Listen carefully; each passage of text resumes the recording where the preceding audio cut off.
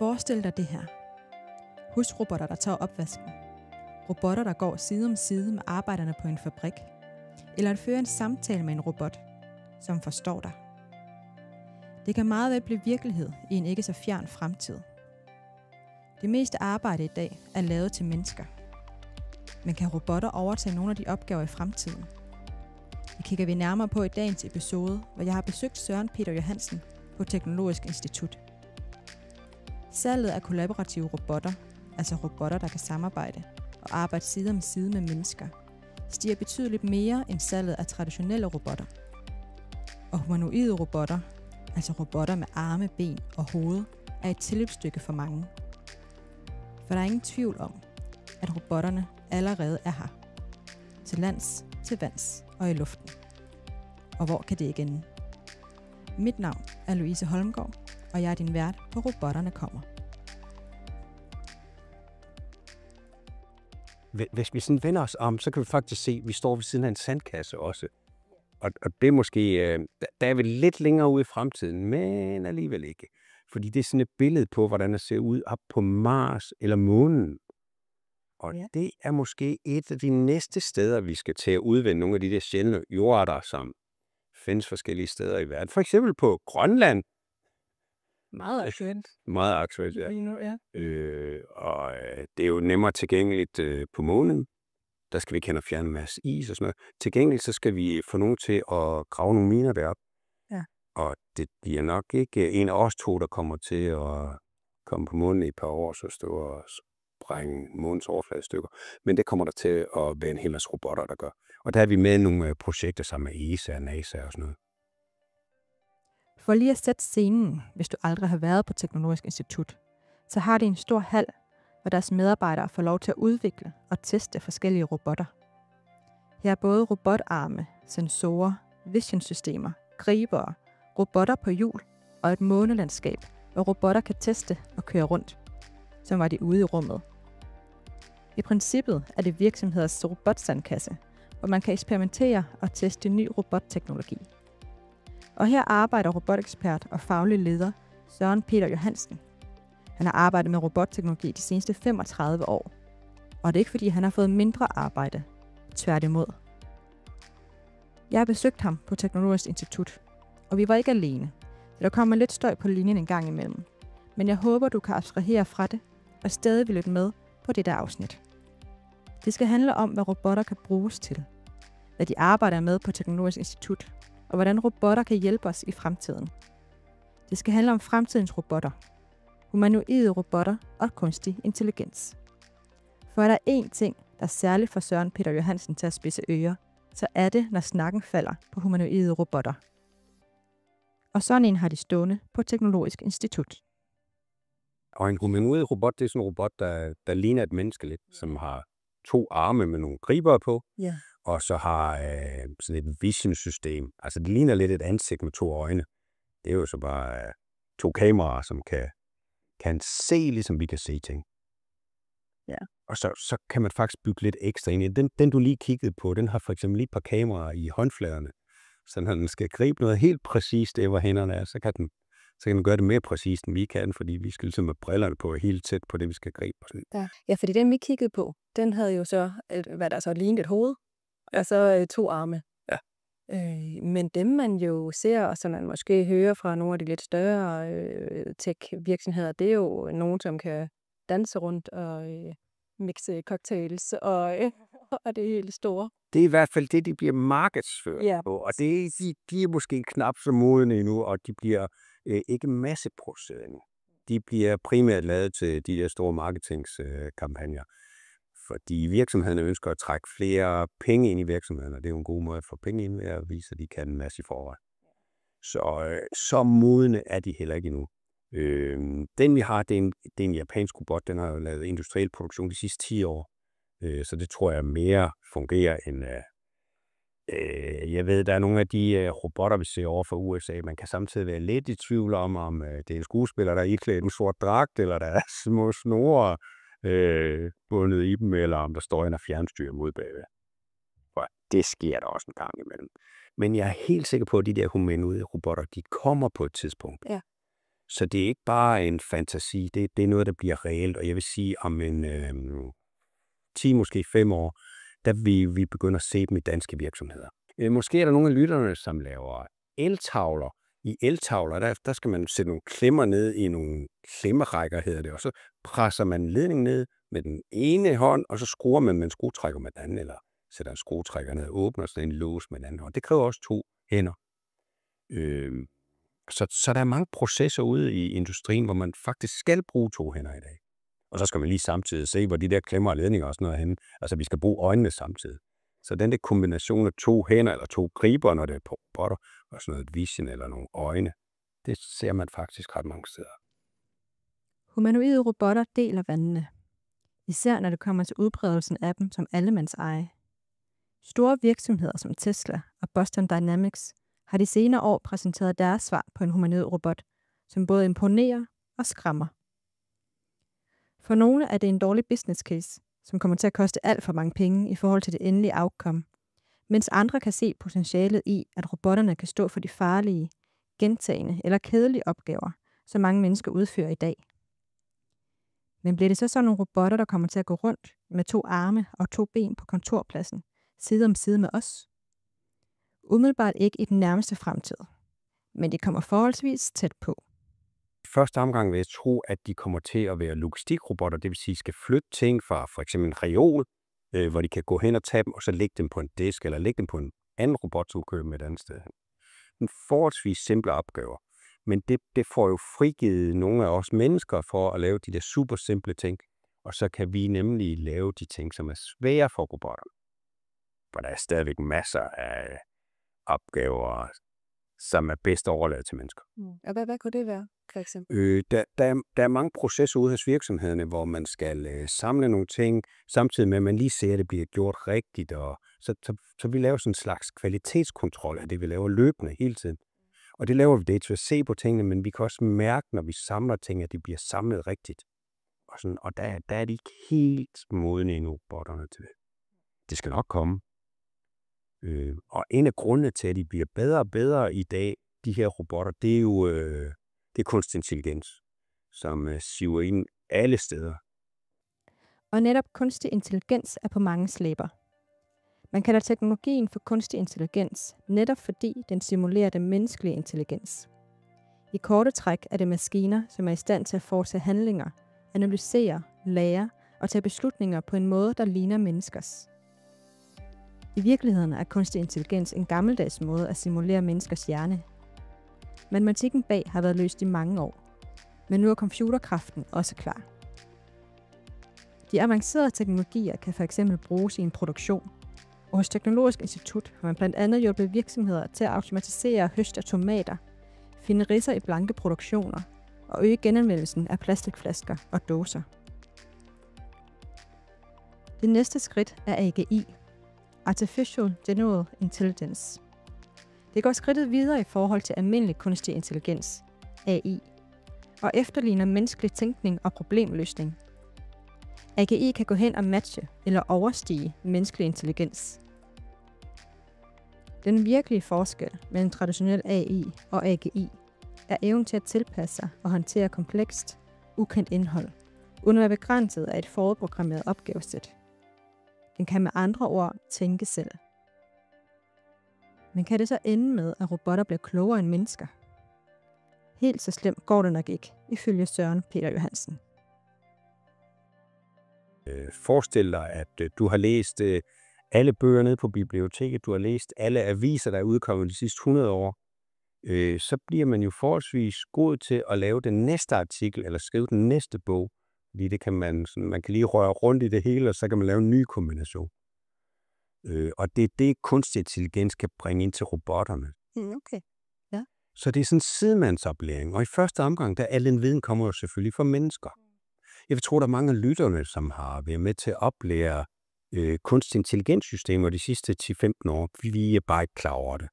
Men der er noget, der hedder CAPTCHA, hvor man kommer ind på en hjemmeside, så kan man ikke komme videre, før man har klikket af, hvor er der biler hen, hvor er der lyskurve hen, osv.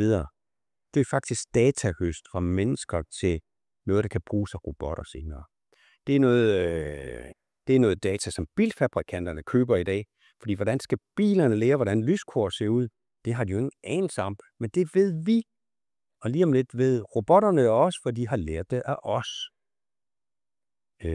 Så det er jo en måde at få oplært robotterne på. Det er sådan en slags sidemandsoplæring, hvor det bare er mennesker, der oplærer robotter. Ja, uden at vi måske helt er klar over det. Ja, nøjagtigt. Og så kan man sige, det var da noget mærkeligt noget. Og faktisk så burde vi jo have penge for det, for vi kommer jo til at betale for det, når vi køber vores næste. Er det ikke? Autonome Ja. bil. Ja.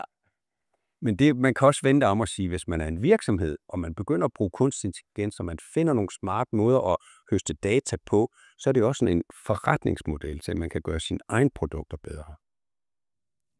Inden for en årrække, der måske hedder 5 år, forventer Søren Peter Johansen, at der kommer humanoide robotter ud til virksomhederne.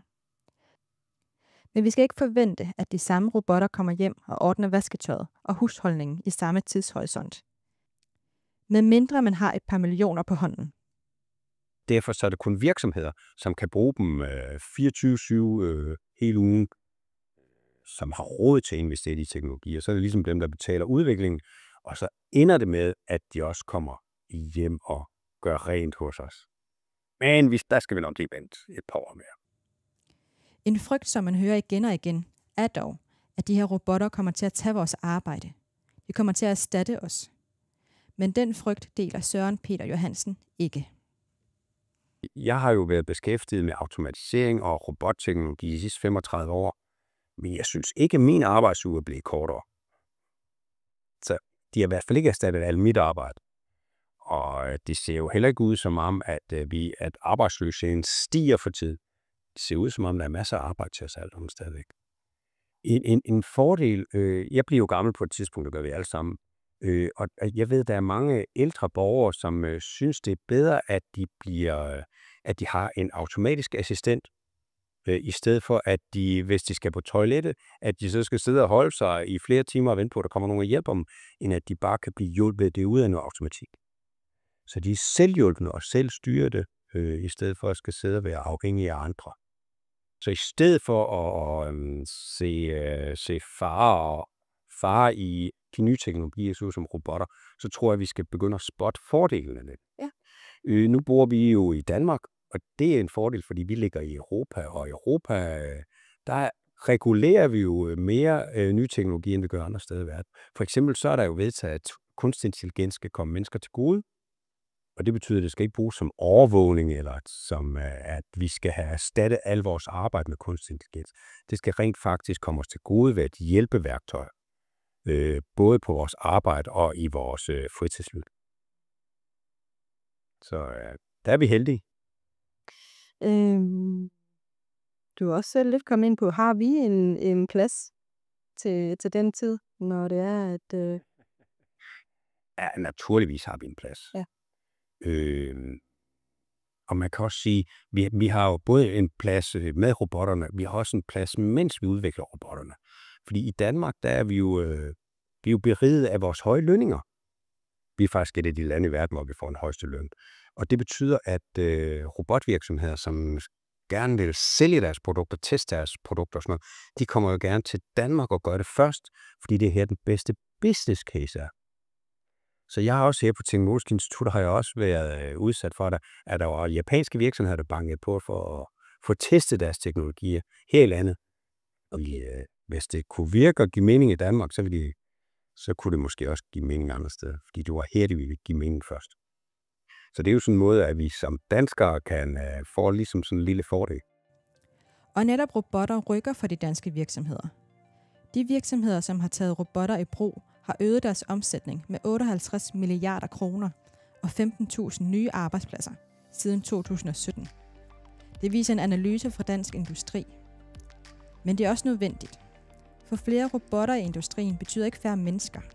Det betyder smartere opgaveløsning, færre nedslidte medarbejdere og mere konkurrencedygtige virksomheder.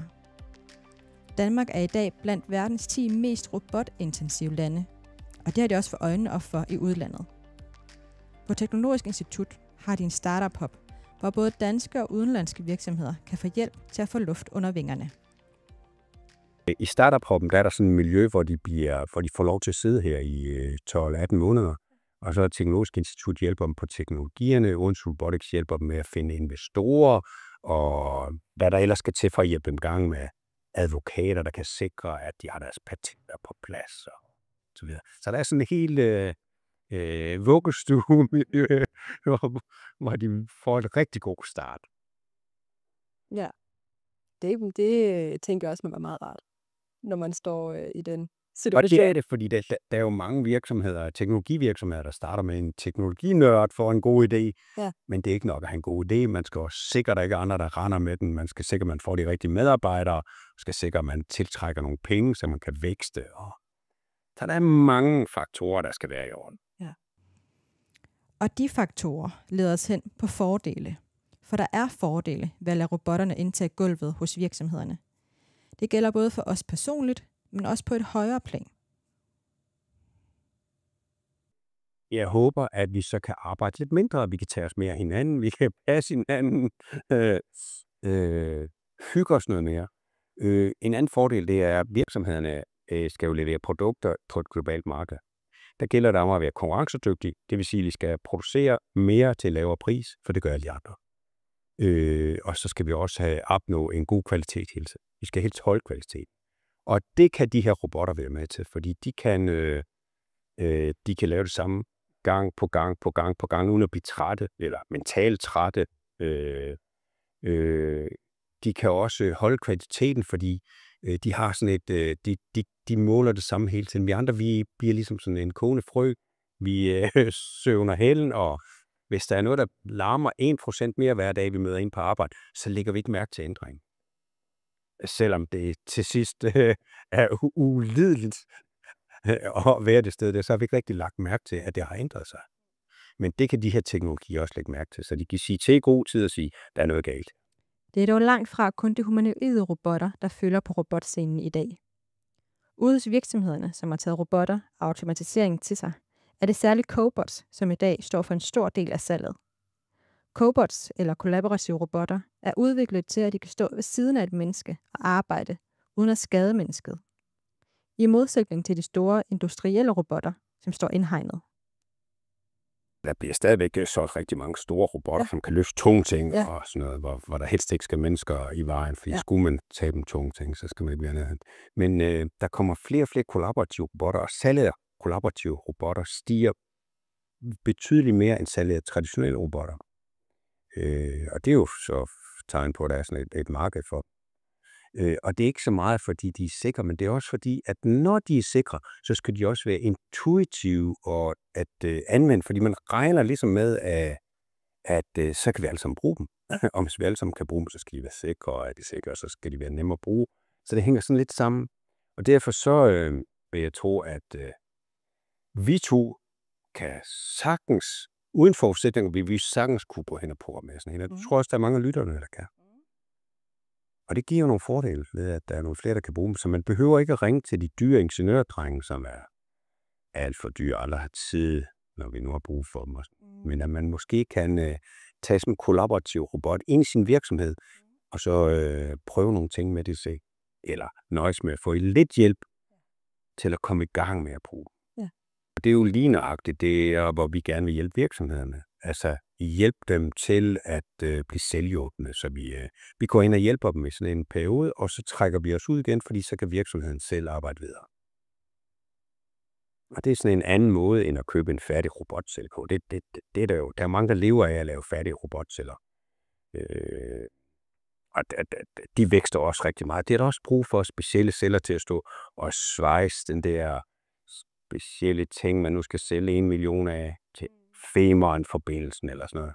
Der behøver det ikke at være sådan noget sikkert kollaborativt, noget der kan omstilles hurtigt, og sådan, fordi det er den samme ting, den skal lave de næste mange år. Men de små og mellemstore virksomheder, de har jo typisk forskellige emner hele tiden, fordi deres kunder kommer og siger, jeg skal lige bruge 10 af den her, 30 af den her. Så det er meget, der er meget tale om, at vi skal stille om hele tiden og være lidt fleksible og sådan. Og der kan de måske hjælpe de der kollaborative robotter. De kommer til at virke lidt ligesom et værktøj, man tager frem og så lige indstiller til det, de nu skal bruges. En ting er, hvad vi kender i dag. Men hvad kan man egentlig forvente på robotscenen i fremtiden? Robotterne kommer til at bevæge sig mere og mere. Ja. Og det er dels de der humanoide robotter, vi har været lidt inde på, men der kommer også nogle mobile manipulatorer, kalder man det, og det er i princippet bare sådan en truck med en robotarm på, som så kan køre automatisk rundt. Vi kan se nogle af dem, når vi sådan står og kigger lidt ind i lokalet. Men lytterne skal forestille sig en robotarm. Det er i princippet sådan lidt en menneskearm med en jerngriber på enden. Og så placeret på sådan en platform med 4 hjul, som så kan køre rundt. Ja. Dem kommer der flere af. Ja. Kunstig intelligens sniger sig ind rundt omkring.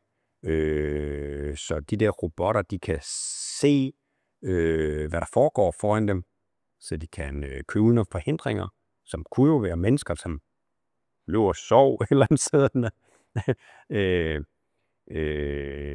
En anden ting, det er, at de kommer til at kommunikere mere med os. Lidt 10 meter væk fra os, der er vi ved at udvikle sådan en robot, som vi kan tale til. Hej robot, og så siger den, ja, hvad skal jeg lave nu? Du skal lige starte program 3, det der program, hvor du skal plukke nogle emner op for hylde 4, og så sætte sammen med dem på hylde 3. Og så skal du lægge dem over kassen, der står over til venstre. Så i stedet for, at vi skal skrive kommandoer eller programmere robotterne, så skal vi bare tale til robotterne, ligesom vi vil lære en lærling op, for eksempel. Altså, hvis vi 2 mennesker havde en samtale, som vi har nu, så vil jeg jo ikke stå og skrive små sedler til dig og give dig den.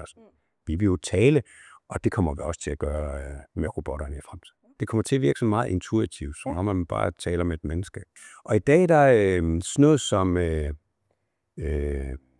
vi har oversættelse, automatisk oversættelse også på baggrund af de her kunstig intelligensværktøjer, der findes rundt omkring. Så det kommer jo også bare indlejre i robotten, så hvis du tager en tysker med på arbejde, så taler vi da bare tysk med robotten i dag. Fordi automatisk oversættelse findes allerede som en service ude i den der kunstig intelligens. Hvis man er lidt nysgerrig på, hvad der sker ude på Teknologisk Institut, hvad der kan lade sig gøre med AI og robotteknologi, og hvordan man bedst forbereder sin virksomhed til fremtiden, så åbner Teknologisk Institut dørene den 8. maj til Robotbrag 2025. Her åbner de dørene for hele robotbranchen, hvor man blandt andet kan opleve nutidens og fremtidens robotter. Her er blandt den første humanoide robot på dansk jord. Dagen efter, den 9. maj, åbner de dørene for Robotbrag Læringsdag, hvor alle robotnysgerrige elever og studerende er inviteret. Her kan de udforske teknologiens forunderlige verden gennem workshops og hands-on aktiviteter. Og så kan virksomheder møde fremtidens arbejdsstyrke. Robotterne kommer udgivet af Erhvervshus Fyn og Next-Gen Robotics. Det er medfinansieret EU og Dansk Erhvervsfremmebestyrelse. Det var alt fra mig for denne gang. Tak fordi du lyttede med.